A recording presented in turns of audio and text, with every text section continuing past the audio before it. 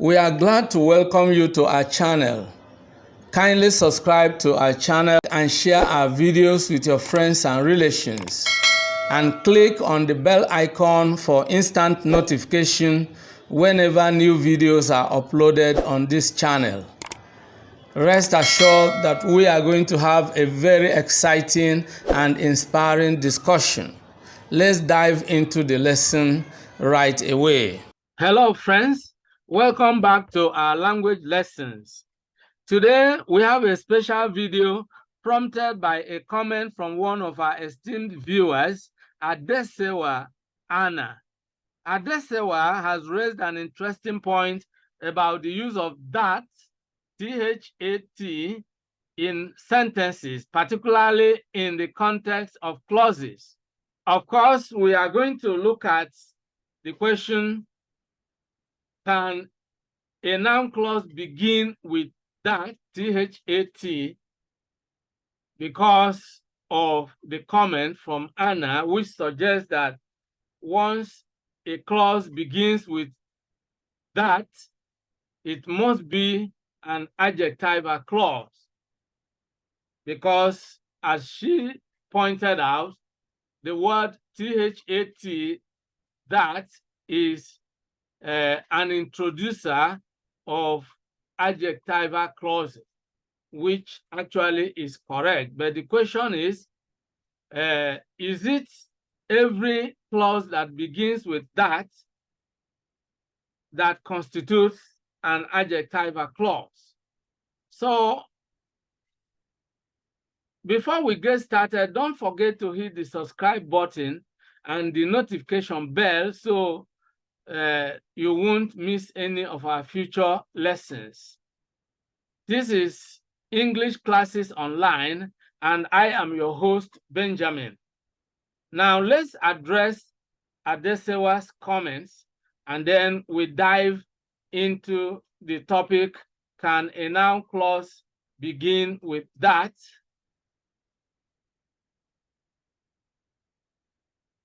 What we have from the comment section today, as I already mentioned, is from Adesewa Hannah.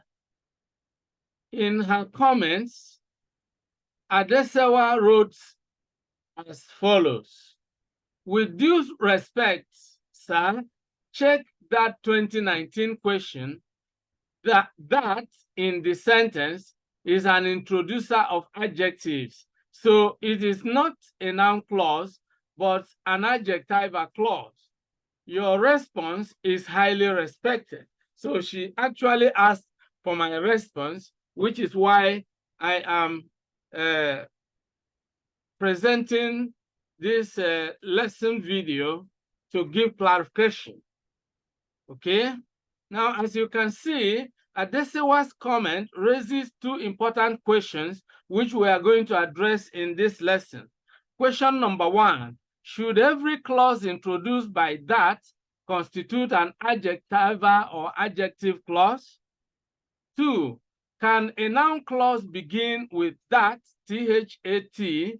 We are going to look at these questions. Question number one, let's start with this first question. Should every clause introduced by that constitute an adjective clause? Well, the short answer is no. Not every clause introduced by that is an adjective clause. So, Adesewa, if you are watching this video, I want you to pay keen attention so you can expand your knowledge of clauses. It's not every clause introduced by that that is actually an adjective clause, okay? It can be a noun clause. A noun clause can begin with that. So that actually is the truth. That's the language fact that I am presenting to you right away. Now, to prove this assertion, we are going to examine some examples of adjectival clauses beginning with that, and then we are also going to examine examples of noun clauses beginning with that as well. Now let's begin with examples of adjectival clauses beginning with that. Example 1, I met a man that can speak 5 languages. As you can see here, that can speak 5 languages is the adjectival clause. It begins with that.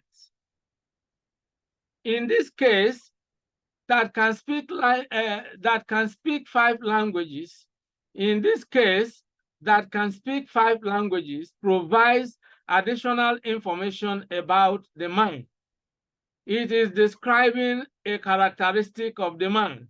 So it is functioning as an adjective clause. Now you can always find out if you raise a question. I met a man. You put a full stop here. Then you raise a question. The question that arises naturally is which man? You know, it is only an adjectival clause or an adjectival element that provides an answer to that kind of question, because an adjective specifies which type of person or thing you are talking about, okay? Now let's look at example 2. She has a book that explains quantum physics. Here, that explains quantum physics gives more information about the book. It describes the type of book, and it makes it an adjectival clause because, as I earlier mentioned, if you say she has a book and put a full stop, the listener is likely to ask, which book are you talking about? The answer then comes naturally, the book that explains quantum physics. So the clause that explains quantum physics helps to describe the type of book she has. All right, so that is for you to know how adjectival clauses, occur in English. Now, the key point here is that in adjectival clauses introduced by that, the clause is adding information about a noun, typically describing or limiting it, okay? Now, let's proceed to the second question. Can a noun clause begin with that? The answer is yes. And so we are going to look at some examples. Example 1, I believe that you will succeed. Here, that you will succeed is a noun clause acting as the direct object of the verb believe. It functions as a singular entity expressing the idea of what I believe. Now, let's explain how or why this is a noun clause and not an adjectival clause. Now, we earlier saw that an adjectival clause defines a noun. It describes a noun. So, but here we have a different situation. There is no noun that is being described by this clause. Instead, it is a direct object of the verb believe. And an adjectival clause cannot be a direct object of a verb, okay? So now, how do we prove that this is a noun clause? Let's explain further. Well, before we get to example 2, you can see, I believe. If you put a full stop here, the question that naturally arises is, what do you believe? I believe what? When you say I believe, then someone wants to know what you believe. And so what you believe is that I believe that you will succeed. So that you will succeed is a noun clause because it provides answer to the question what. When you are asking what, you are talking about something. So you can replace this clause with a noun or a pronoun or a noun clause. For example, you can say, I believe something. You can say, you can replace this clause with something like, I believe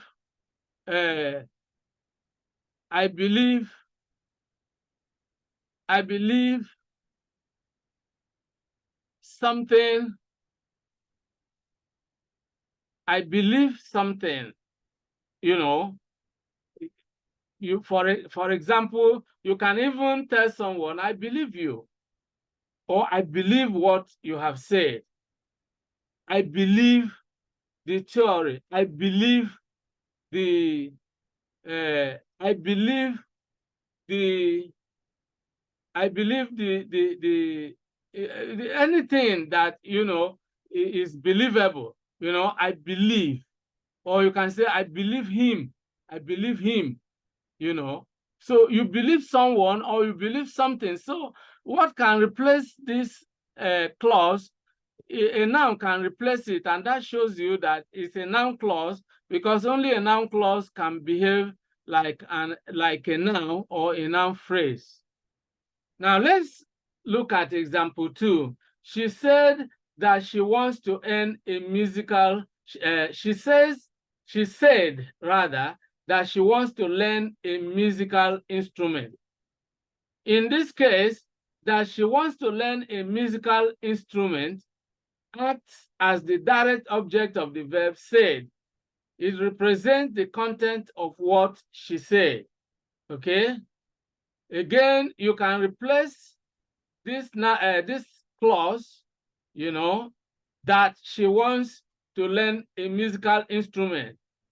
If you say she said and put a full stop, the question is, what did she say? She said what? She said that. Okay, you can replace that she wants to learn a musical instrument with a noun or a noun clause. You can say she said something. Okay? She said something. All right, so that actually is the evidence that you are dealing with a noun clause.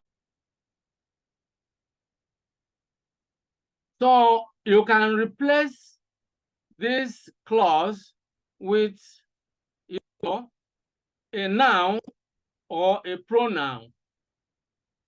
For example, you can say, she said something.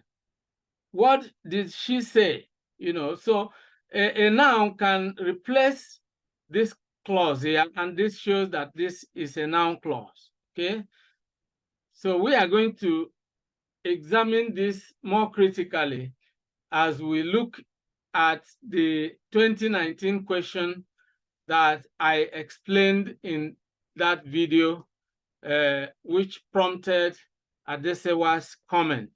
So one thing you need to understand is that a noun clause is introduced by that the clause is acting as a single unit, typically either as a subject or object within the sentence. Okay, so let's now move on and look at the West African Senior Certificate Examination of June 2019 question on grammatical name and function. Because, as I earlier said, Adesewa's comment was based on the video in which I treated this question. So let's review it to verify the correctness or otherwise of the solution that I provided in that video. So let's now move ahead and let's look at that question. It is question 8 in that Wassce 2019 question. And the question is as follows: that I could take care of myself. That is the expression given here. And then question number 1, question number I, what is the grammatical name given to this expression as it is used in the passage? I, what is its function? Now, to answer these questions correctly, we must examine the sentence from which the expression was taken. And so from the passage, we have this sentence that contains the expression they have presented here. Let's read through the sentence. At first, an uncle introduced me to working on other people's farms, but when I discovered that I could take care of myself, I worked even harder. So here we see the expression that I could take care of myself. Now let's begin our analysis.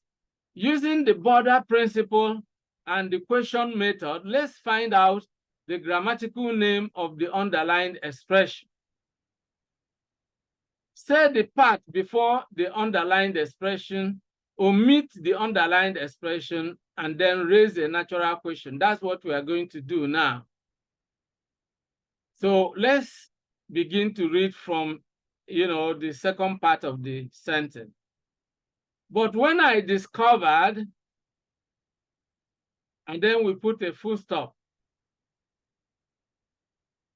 Now, but when I discovered, discover shares a common boundary with the clause in question, that I could take care of myself. And so if we put a full stop after, but when I discovered, the question that naturally arises is what? Discovered what? Okay?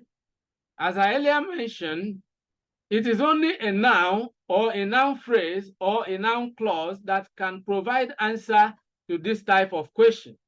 In the case of an adjectival clause, it provides answer to the question, which type or which one. When you say this is the man, somebody will ask, which man are you talking about?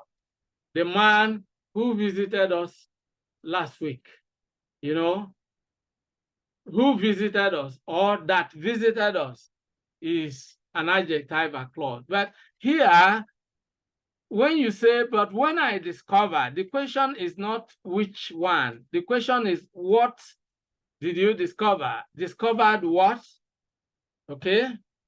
Now, number one, note that the underlined expression provides the answer to the question you have raised. Discovered what? And the answer is discovered that I could take care of myself. So that I could take care of myself is a noun clause because it provides an answer to the question, what did you discover? But when I discovered what? That I could take care of myself. Okay? Now, why is it a noun clause? If the question is what, then it is something. And if it is something, then it is a noun or a pronoun, because a noun is the name of a person, animal or thing, place, or an idea. But then it is something, it's the name of something. Okay, so when you are asking what, let's assume you are asking someone, what is the name of your country? You say it's America, or it's United Kingdom, or it is Nigeria. You give the name of a place or the name of something, okay? Now, let's continue. Another evidence that it is a noun clause is that a noun or a noun phrase can replace the underlined expression. You can say, discovered a hidden treasure, a hidden treasure. If you say, but when I discovered, and someone said, discovered what? Discovered a hidden treasure, or discovered an error. So a hidden treasure is a noun phrase. An error is also a noun phrase. So you discover something. So that is the evidence that is a noun clause and not an adjectival clause, even though it begins with that. So you rightly observe that the word that, T-H-A-T, is an introducer of adjectives. which is quite correct. And we have, of course, seen different examples of adjectival clauses beginning with that. So the word that usually introduces adjectival clauses or an adjectival clause.